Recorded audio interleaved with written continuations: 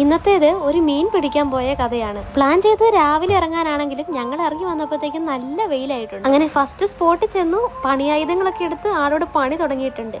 കൂട്ടിന് 2 ബോഡി ഗാർഡ്സും കൂടെ ഉണ്ട്. എനിക്ക് പിന്നെ ഇതിനെപ്പറ്റി വലിയ ഐഡിയ ഒന്നും ഇല്ലാത്തതുകൊണ്ട് ഞാൻ ഇതിനൊന്നും ഇറങ്ങിയില്ല. കണ്ടടാ, നോക്കി ഒരു കാക്കക്കൂട്. അതിൻ്റെ അകത്ത് 2 കാക്കക്കുഞ്ഞുങ്ങളുണ്ടായിരുന്നു. കരയിൽ നിന്നിട്ട് മീൻ കിട്ടാഞ്ഞിട്ട് ആള് തന്റെ വെള്ളത്തിലേക്ക് ഇറങ്ങി ചെന്ന് നിന്ന് മീൻ പിടിക്കുക. അവിടെ നിന്നൊരു മീൻ പോയിട്ടൊരു വാലുമാക്രി പോലും കിട്ടിയില്ല. അവസാനം ദേ സ്പോട്ട് മാറി. നട്ടുച്ചയ്ക്ക് പൊരി വെയിലത്ത് നിന്ന് മീൻ പിടിക്കുന്നു. എന്താ അല്ലേ? ഇത് കാണുമ്പോ നിങ്ങൾ വിചാരിക്കും വലിയൊരു മീനെ കിട്ടിയതാണെന്ന്.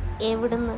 ഒന്നുമില്ലാന്നേ. ഒന്ന് സ്പോട്ടൊന്നും അത്ര പോരാൻ തോന്നുന്നു. അതുകൊണ്ട് സ്പോട്ട് ഒന്നുകൂടെ മാറ്റി പിടിക്കാം. ഞങ്ങളുടെ മീൻപിടുത്തം കണ്ടിട്ട് കുറച്ച് പോലീസുകാരൊക്കെ അവിടെ വന്ന് നോക്കുന്നുണ്ടായിരുന്നു കേട്ടോ, എന്തേലും കിട്ടിയോന്നറിയാന്. മീൻപിടുത്തത്തിന്റെ കാര്യത്തിൽ ഒരു തീരുമാനമായ സ്ഥിതിക്ക് ഇവർക്കൊരു വീഡിയോ എടുത്തു കൊടുക്കുവാണ് ആള്. ഇങ്ങനെയൊന്നും പിന്മാറാൻ ഞങ്ങൾ അത്ര റെഡിയല്ല. വൈകുന്നേരം ഞങ്ങൾ വീണ്ടും ഇറങ്ങി. മുമ്പേ നട്ടുച്ച വെയിലത്താണെങ്കിൽ ഇപ്പൊ നല്ല പെരും മഴയത്ത് കോടയും ചൂട് നിന്നാണ് ആള് മീൻ പിടിക്കുന്നത്. ഇത്രയും ഡെഡിക്കേഷനോട് കൂടി മീൻ പിടിക്കുന്ന ഒരാളെ എവിടെ കിട്ടും?